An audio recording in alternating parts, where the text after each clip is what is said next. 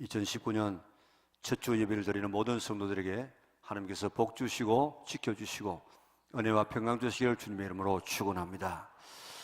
1년 52주를 오늘 같은 이런 열심과 각오로 신앙생활하고 예배에 승리할 수 있기를 바랍니다. 말에 대한 결심을 하도록 하겠습니다.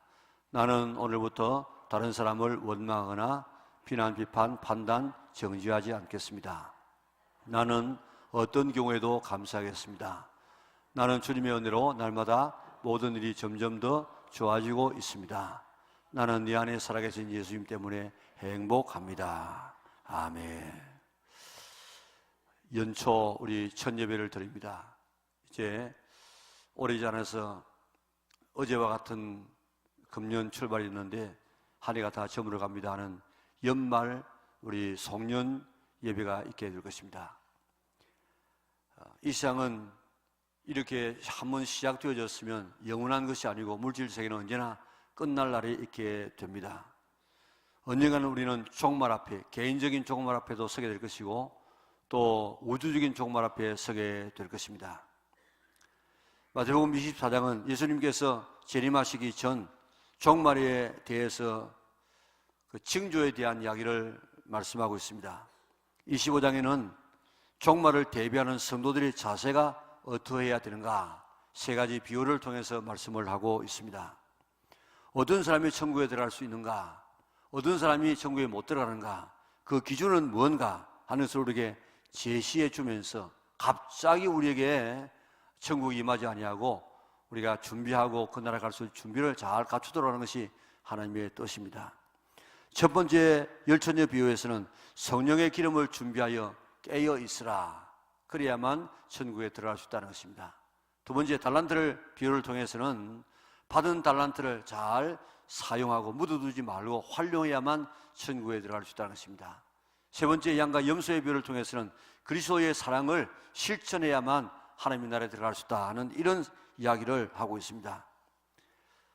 오늘 두 번째 비유인 달란트 비유를 우리가 살펴보면서 어떤 사람이 타국에 갔다고 했습니다. 그리고 그 종들을 불러 모으고 내가 타국에 갔다 올 테니까 내 재산을 잘 관리해라 하면서 한 종에게는 얼마나 주었다고요? 5달란트를 주고 또 한 종에게는 2달란트를 주고 또 한 종에게는 1달란트를 주고 갔다는 것입니다. 오랜 후에 주인이 와서 종들과 결산을 했답니다. 내 재산을 어떻게 관리했나 보자 하고 종들을 불렀습니다.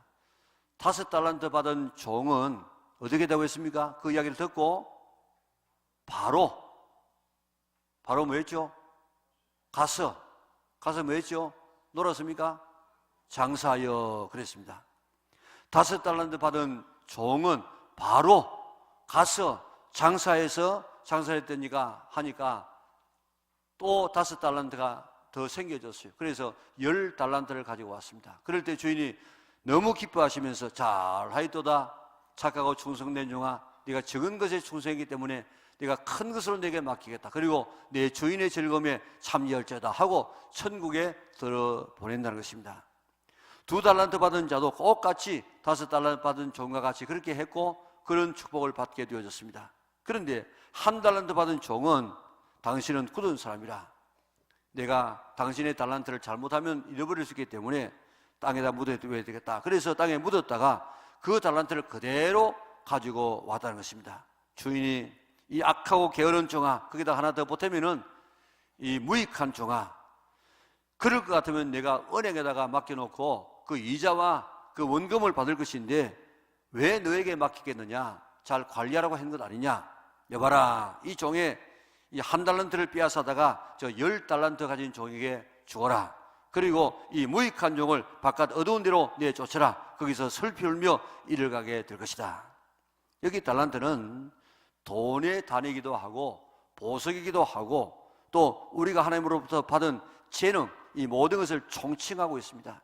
그래서 우리가 탤런트 하지 않습니까? 이런 재능을 가진 사람이라 그런 말이죠.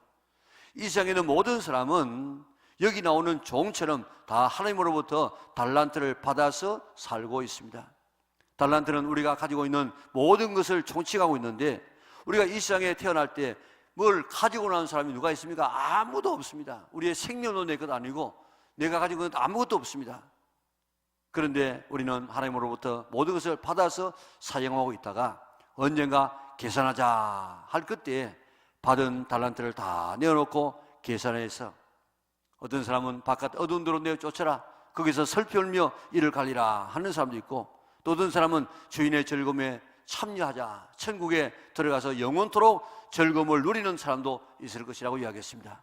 우리 영락의 온 성도들은 한 사람도 달란트를 사용하지 않고 묻어두었다가 어두운 데로 지옥으로 쫓김받고 거기서 슬피 울지 말고 천국에 다 들어가서 주인의 즐거움에 참여할 수 있는 성도들 될 수 있기를 바랍니다.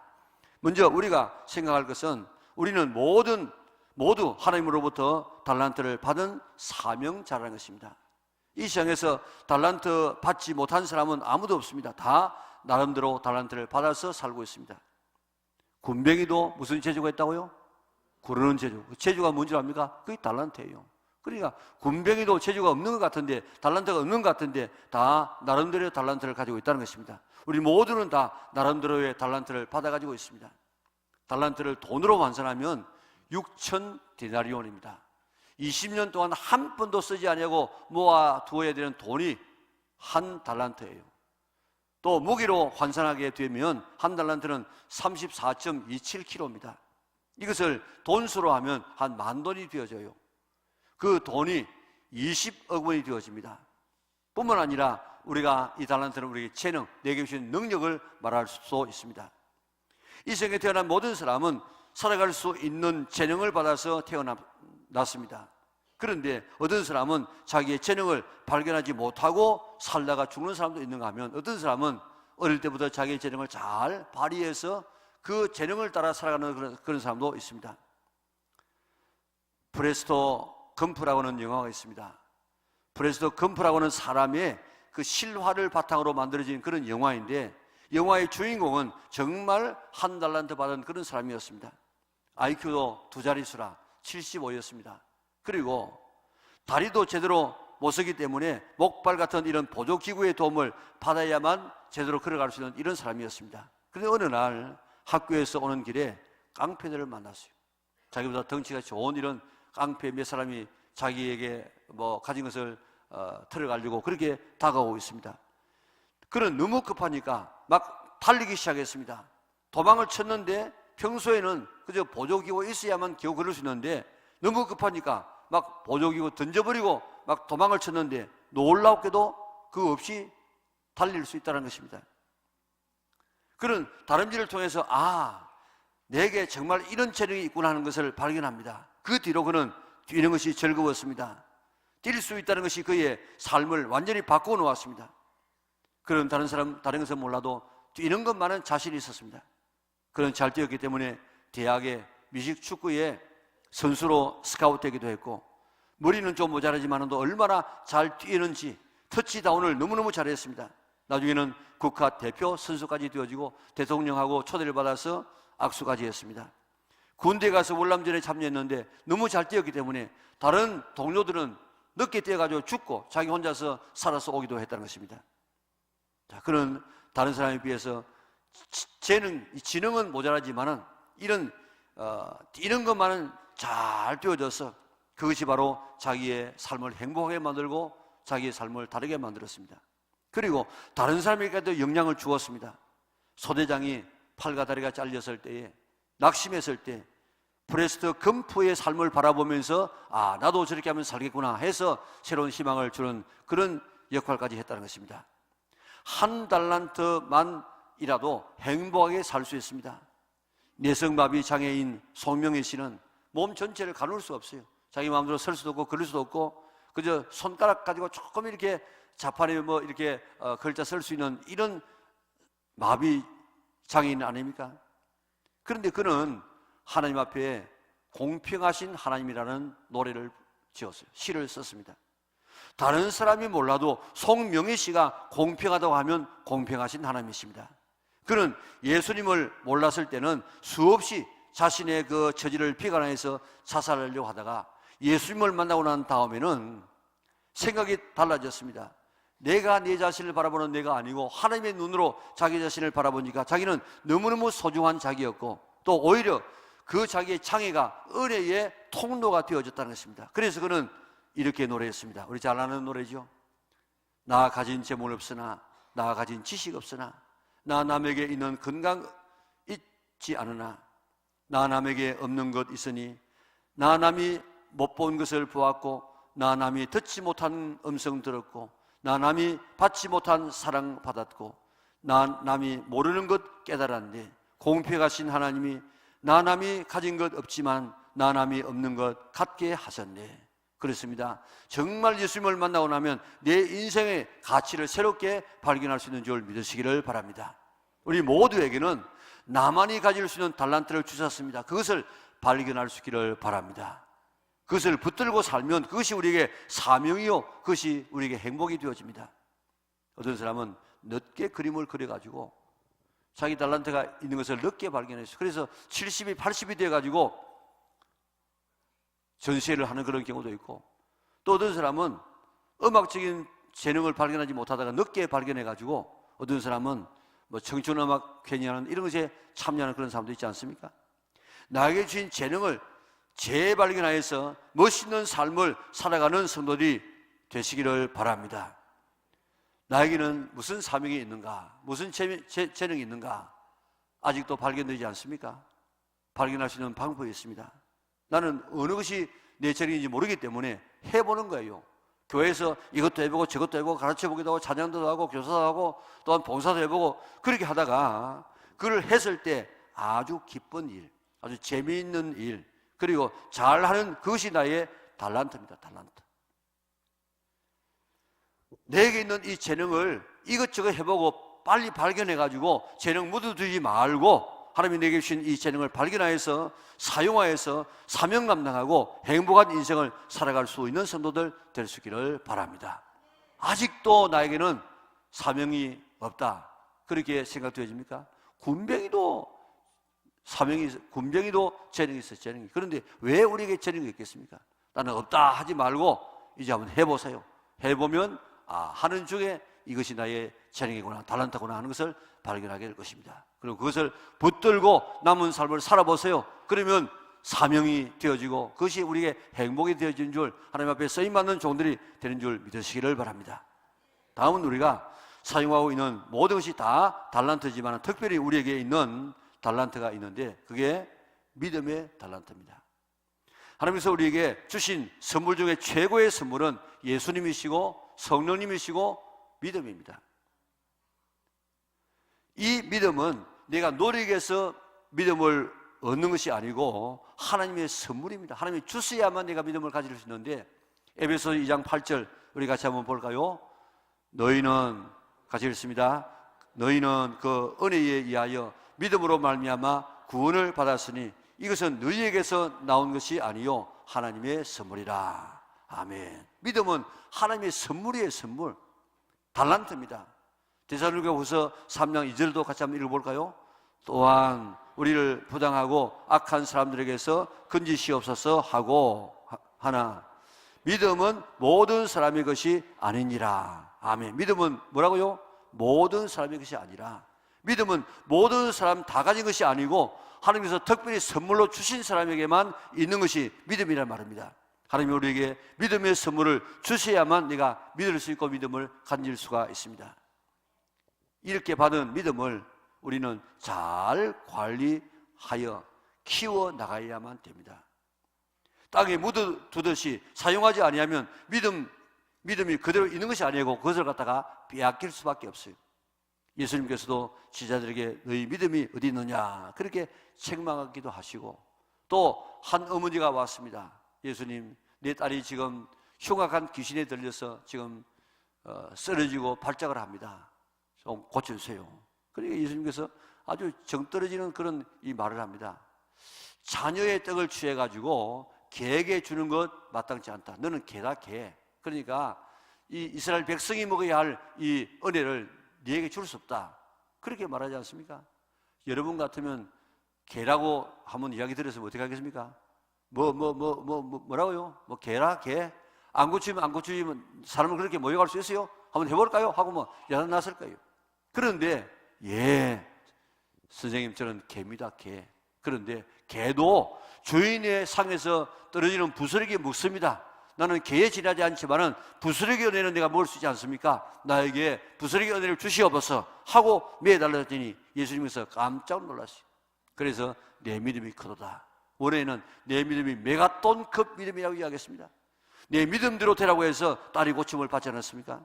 이처럼 믿음도 큰 믿음, 작은 믿음, 죽은 믿음, 산 믿음, 연약한 믿음, 강한 믿음, 여러 가지 믿음이 있습니다. 그런데 이 믿음의 선물을 잘 키워 나가야 됩니다. 안 키워 그대로 묻어두면 이거 빼앗길 수 있다고요. 믿음은 어디서 나느냐? 믿음은 들음에서 난다고 이야기했습니다. 우리가 잘 아는 모디는 유명한 부흥사지만은 그가 처음에는 믿음이 그렇게 크지 않았어요. 그 믿음 달라고 기도합니다. 그러면 하늘에서 믿음이 뚝 떨어질 줄 알았어요. 그런데 아무리 기도해도 믿음이 안 오는 거라. 그래서 성경을 읽는 가운데 저 로마서 10장 17절을 보니까 믿음은 들음에서 나오며 들음은 그리스도의 말씀으로 말미암는다. 믿음이 오는 통로가 바로 이 키워지는 믿음이 바로 말씀으로 오구나. 그렇게 생각하고 말씀을 부지런히 많이 읽었습니다. 읽다가 보니까 어느 날 자기 마음속에 믿음이 확 이렇게 와 있는 것을 발견하게 되었습니다. 그렇기 때문에 믿음 우리가 키워나가려고 하면 말씀을 들어. 그래서 말씀을 자꾸 읽어서 듣고 들어서 들으면 믿음이 커질 수가 있는 것입니다. 그리고 믿음을 계속 사용해야 돼. 사용. 여러분 일 많이 하는 사람 손잡으면 얼마나, 물론 그몸보다 큰 손이 있기는 하지만 그러나 작은 손도 계속해서 일하면 계속해서 그 손이 커지게 됩니다. 우리의 믿음도 계속 사용해야 됩니다. 작은 일이 있어도 믿음을 사용해 보세요. 어떤 일이 있다? 기도합니다. 기도해서 하나님의 음성을 듣습니다. 그리고 난 다음에 그 말씀을 하면 도전해서 살아보면 내 믿음이 쑥 커지게 되어집니다. 내 몸을 한번 헌신해서 내 물질을 하나님 앞에 드려보면, 그렇게 도전해보면 내 믿음이 커질 수 있습니다. 믿음의 선물을 키우는 방법은 말씀을 많이 듣고 또 믿음을 자꾸 사용해야 됩니다. 그래서 이스라엘 중에서 이만한 믿음을 만나보지 못했노라, 내 믿음이 메가톤급 믿음이구나, 그렇게 칭찬받는 우리 영락의 온 성도들 될 수 있기를 바랍니다. 믿음 안 키우면 안 됩니다. 가만히 있으면 가만히 있는 것이 아니고 빼앗기게 됩니다. 자꾸 믿음을 활용하고 키워나가는 우리 믿음의 온 권속들이 될 수 있기를 바랍니다. 다음은 달란트 중에 복음의 달란트가 있습니다. 하나님은 우리에게 복음이란 달란트를 주셨습니다. 이 복음이란 달란트를 묻어두듯이 가지고만 있으면 이 복음도 빼앗기게 되는 것입니다. 5달란트, 2달란트 받은 종들은 어떻게 했다고요? 바로 어떻게 해요? 가서 어떻게 해요? 뭐 했다고 했습니까? 장사해야 돼. 장사. 내게 있는 복음을 바로 가서, 장사가 뭡니까? 팔았다. 파는 게 뭡니까? 다른 사람에게 주었다는 것입니다. 그러면 복음의 달란트가 계속 커지게 되는 것입니다. 믿음이 약화되게 될 때에 나가서 복음 전하면요, 신앙이 막 불같이 일어나요. 우리 설교하는 이런 목회자들도 설교를 몇 주일 안 하게 되어지면 내 신앙 자체가 막 이렇게 약화되는 것을 내가 느낄 수가 있습니다. 계속해서 복음을 전하면 복음이 막 흘러 넘치면서 내가 지금 내 신앙이 살 수 있어요. 우리에게는 금년에도 복음이라는 예수 그리스도를 우리에게 주셨습니다. 다른 사람에게 우리가 주어야 됩니다. 우리가 팔아야 돼요. 다른 사람에게 주어야 돼요. 그래야만 내 복음이 갑절로 성장할 수 있습니다. 금년에는 작년에 이어서 갑절로 성장하는 해라고 하는 그런 이 표를 같이 정했습니다. 왜냐하면 작년에 우리가 기대했던 것만큼의 성장이 이루어지지 않았기 때문에 다시 한번 더 하는 것입니다. 금년에는 우리의 내적인 믿음도 갑절로 성장하고 외적인 믿음도 갑절로 성장하여서 내적으로 외적으로 갑절로 성장하는 해로 만들어 나갈 수 있기를 바랍니다.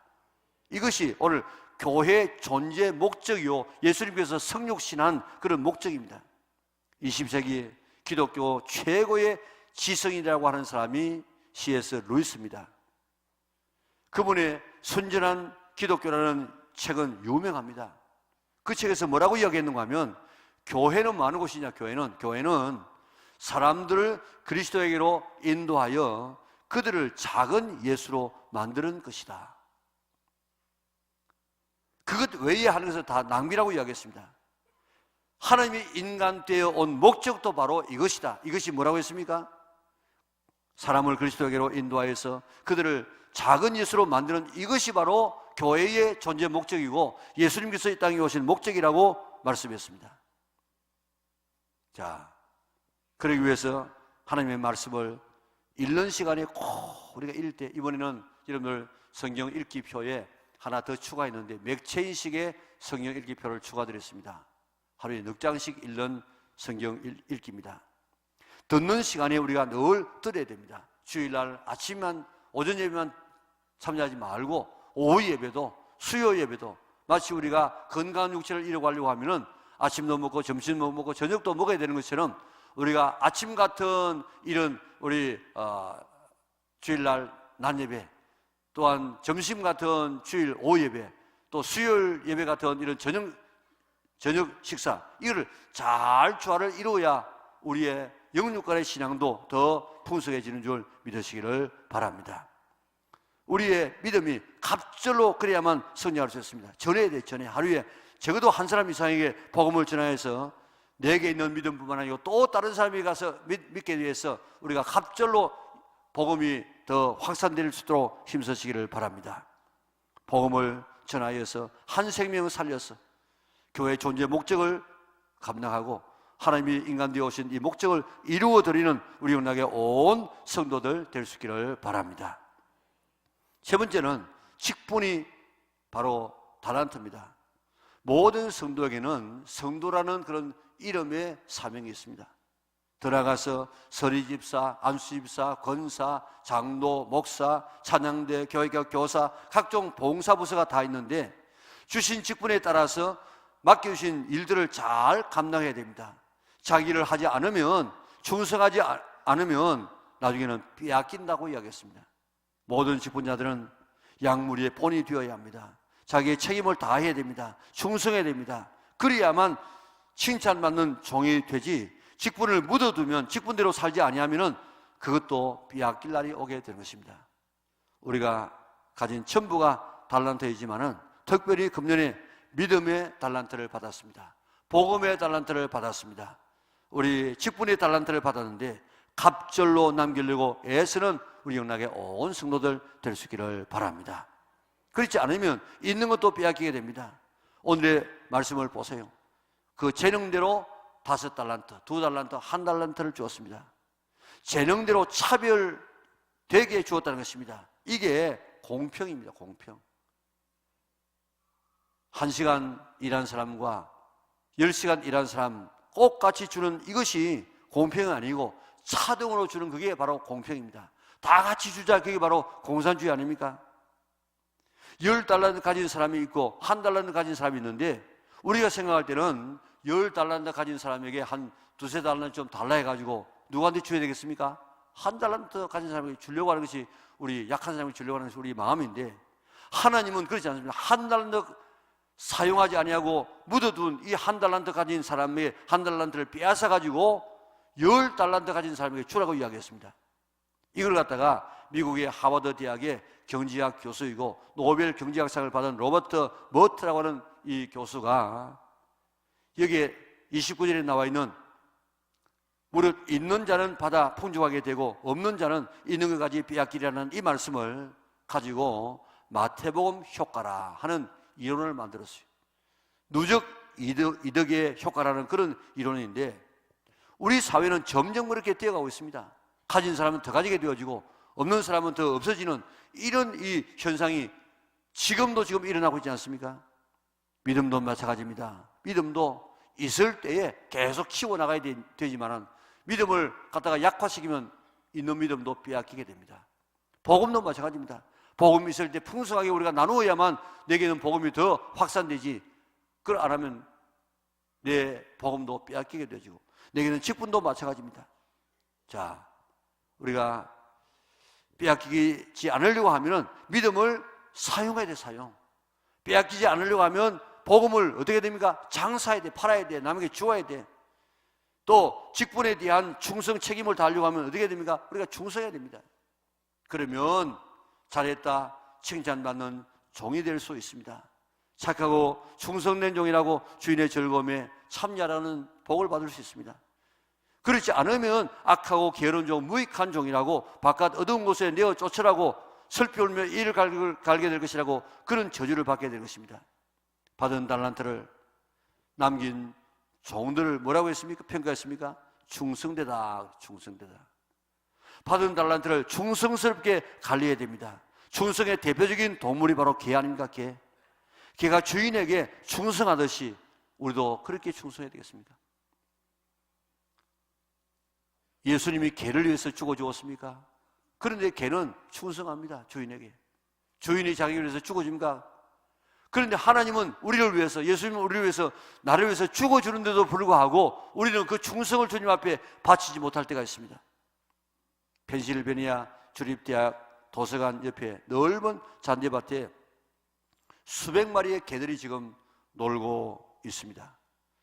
보신탕 해먹으려고 키우는 그런 개가 아니고 개 양로원이라고 합니다.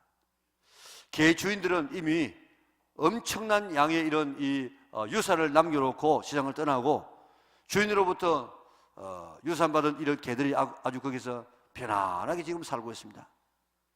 주인의 유언장에는 이렇게 대부분 되어 있답니다. 개가 죽을 때까지 대학에서 잘 돌보다가 개가 죽으면 후한 장례를 치러주고 남은 유산은 대학에 쓰도록 하세요 하는 이런 유언을 남겨놓고 엄청난 유산을 남겨놓고 죽는다는 것입니다.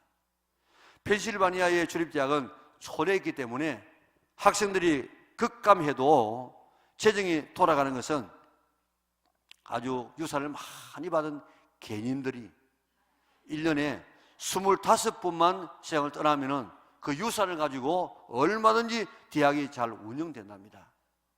얼마나 서글픈 이야기입니까? 자식이 있어도 자식에게 유산을 주지 아니하고 개에게 주는 이유가 뭡니까?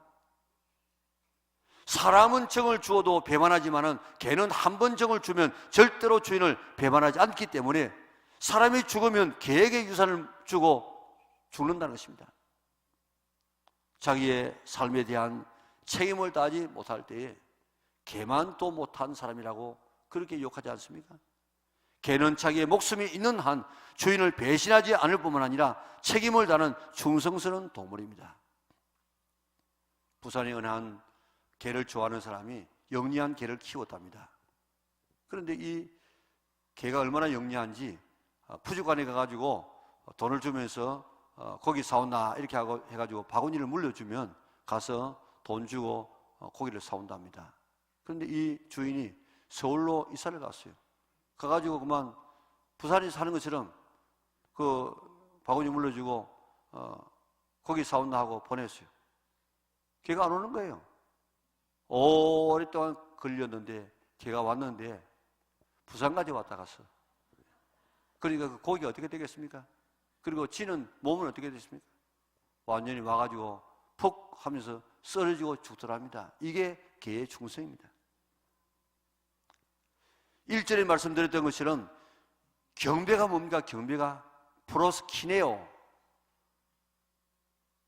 주인 앞에 개가 엎드려서 그렇게 어쩔 줄을 몰라 하는 이게 바로 이게 경배라 원어적인 뜻입니다. 우리가 하나님께 예배도 이런 개처럼만 드린다고 하면 하나님이 얼마나 기뻐하시겠습니까? 충성도 개처럼만 하면 충성되다고 그렇게 주님으로부터 칭찬받게 될 것입니다. 착하고 충성된 종아, 칭찬 듣는 성도들 되시기를 바랍니다. 그러려고 하면 믿음 갑절로 성장시켜야 됩니다. 복음 갑절로 성장시켜야 됩니다. 직분도 우리가 최선을 다해야 됩니다. 우리 할 수 있습니다. 우리 믿음 갑절로 성장시킬 수 있어요. 우리 복음도 내게는 복음을 다른 사람에게 전하여서 갑절이 되게끔 할 수도 있습니다. 오바마 하면 참 최초의 흑인 대통령 아닙니까? 그런데 그는 참 혼혈합니다. 혼혈아. 그리고 피부도 지금 흑인 아닙니까? 그는 어릴 적부터 얼마든지 내 신세가 왜 이렇게 되었나? 왜 나는 지질에도 이렇게 복이 없는가? 왜 피부색은 이렇는가? 나는 버려진 자식이 아닌가? 그 열악한 인도네시아에서 살면서 얼마나 낙심할 수 있겠습니까? 그런데 그런 어릴 때부터 낙심하지 않고 Yes, I can. 나는 할 수 있어. 그래, 할 수 있어. 그렇게 자기의 그의 철학이라 철학. 그러다가 대통령 후보가 되어졌을 때에 Yes, I can. Yes, you can. Yes, we can.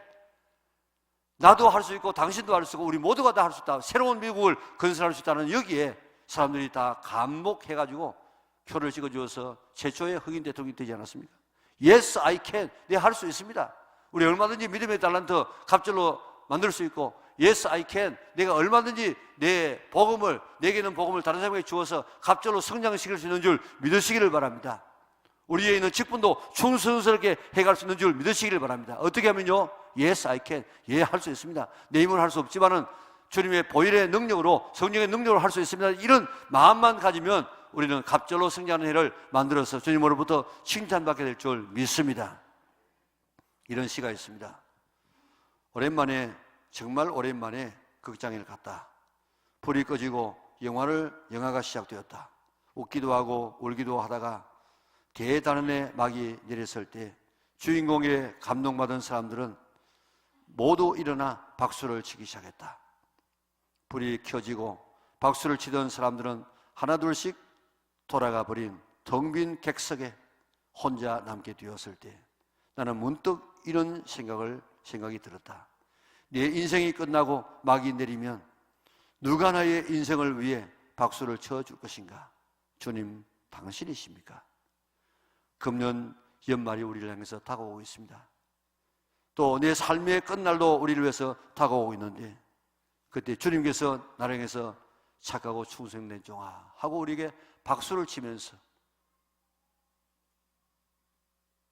저 예비한 천국에 같이 가 살자 그렇게 할런지, 아니면 약하고 게으른 종, 이 무익한 종을 바깥에 어두운 데 내어 쫓아서 슬피 울며 일갈게 하라 그렇게 하실는지, 우리 영락의 식구들 가운데 한 사람도 후자가 아니고 다 전자가 될 수 있기를 바랍니다. 그러기 위해서 믿음의 달란트를 우리가 갑절로 키우시기 바랍니다. 묻어두지 말고 믿음의 달란트를 갑절로 키우세요. 어떻게 하면 된다고요? 성경 말씀 읽고 들을 때 들어야 됩니다. 복음의 달란트를 우리가 갑절로 키워야 됩니다. 어떻게 하면 됩니까? 장사하면 돼. 나눠주면 돼. 그리고 직분의 달란트를 잘 충성스럽게 우리가 감당해야 됩니다. 그래서 달란트를 갑절로 남겨서 착하고 충성된 종이라고 칭찬받고 주인의 즐거움에 참여할 수 있는 우리 영락의 온 식구들 될 수 있기를 주님의 이름으로 축원합니다. 내가 너에게 전한 것은 주께 받은 것이니 곧 주 예수께서 잡히시던 밤에 떡을 가지사 축사하시고 떼어 이르시되 이것은 너희를 위하는 내 몸이니 이것을 행하여 나를 기념하라 하시고, 식구에 또한 그와 같이 잔을 가지시고 이르시되 이 잔은 내 피로 세운 새 언약이니 이것을 행하여 마실 때마다 나를 기념하라 하셨으니 너희가 이 떡을 먹으며 이 잔을 마실 때마다 주의 죽으심을 그가 오실 때까지 전하는 것이니라. 그러므로 누구든지 주의 떡이나 잔을 합당하지 않게 먹고 마시는 자는 주의 몸과 피에 대하여 죄를 짓는 것이니라. 사람이 자기를 살피고 그 후에야 이 떡을 먹고 이 잔을 마실지니 주의 몸을 분별하지 못하고 먹고 마시는 자는 자기의 죄를 먹고 마시는 것이니라. 우리가 잘 아는 것처럼 예수님께서 십자가 지시기 바로 첫날 밤에 제자들을 불러 모으시고 떡을 떼어 주시면서 이것은 너희를 위한 내 몸이다, 받아 먹어라. 잔을 주시면서 이것은 너희를 위한 내 피다, 받아 마시라. 내가 너희를 위해서 이렇게 십자가에서 대신 죽었다는 사실을, 이 예식을 행함으로 기념하고 기억하고 그것을 늘 잊지 말아라. 그리고 이제 이 아름다운 소식을 온 사방에 전하라고 이야기했습니다. 우리는 주님의 명령에 의지해서 이 귀한 예식을 갖습니다. 우리가 기도함으로 이 떡이 천주교에서 말하는 것처럼 예수님의 직접 살과 피로 변하는 것은 아닙니다. 그건 미신입니다. 그러나 오늘 칼빈이 이야기했던 것처럼 성령으로 오늘 이 떡과 잔 위에 임재해 있습니다. 오늘 이 성령을 통해서 예수님의 이 성찬의 의미를 바로 깨달으시기를 바랍니다. 예수님께서 우리 위해서 죽어주신 것은 내가 지금 바퀴벌레에서 죽는 것보다도 더한 비하입니다. 내가 바퀴벌레에서 죽어보세요. 바퀴벌레가 얼마나 감격하겠습니까? 오늘 하나님이 나를 위해서 이렇게 죽어주셨다 하는 이런 놀라운 감격, 감사, 그리고 응답, 나도 주를 위해서 이렇게 내 몸을 드리리라. 더 나아가서 이 성찬은 우리의 몸에 떡과 잔이 들어와서 하나가 되는 것처럼 성찬은 주님과 우리가 하나가 되는 커뮤니온입니다. 하나가 되는 것입니다. 우리가 못난 우리가 주님과 한 몸이 되는 건 얼마나 영광스러운 일입니까? 이제 우리가 모든 생각도 모든 삶도 주님과 더불어 하나로 살아가는 이런 아름다운 경지까지 도달하려고 애쓰는 우리 믿음의 온 식구들 될 수 있기를 바랍니다. 그리고 마음속에 붉은 주의 보혈이 마음에 붉게 물들어서 그 어린 양 피가 묻은 집안에 있는 사람의 생명이 보호받은 것처럼 앞으로 여러분들 이 보혈에 보호받는 우리 믿음의 온 권속들 될 수 있기를 바랍니다. 사랑하는 하신 아버지 하나님 감사합니다.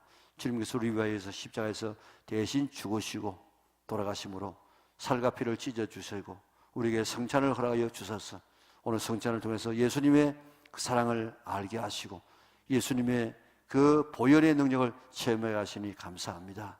오늘도 이 성찬을 들 때마다 주님께서 나 때문에 이렇게 이 떡과 잔을 살과 피를 찢어주시구나 하는 사실을 확실히 믿게 하여 주시고 믿음으로 받게 하여 주시옵소서. 그래서 다 구원에 동참하고 보혈의 능력 안에 살아가는 우리 믿음의 온 권속들 되게 축복하여 주시옵소서. 우리의 이성으로는 이 놀라운 사실을 깨달을 수 없사오니 성령께서 깨닫게 하여 주셔서 예수님의 그 놀라운 사랑, 예수님의 그 능력을 체험하는, 그래서 이 한 해를 믿음으로 승리하는 우리 영락의 온 식구들 되게 축복하여 주시옵소서. 예수님의 거룩하신 이름으로 기도드리옵나이다. 아멘.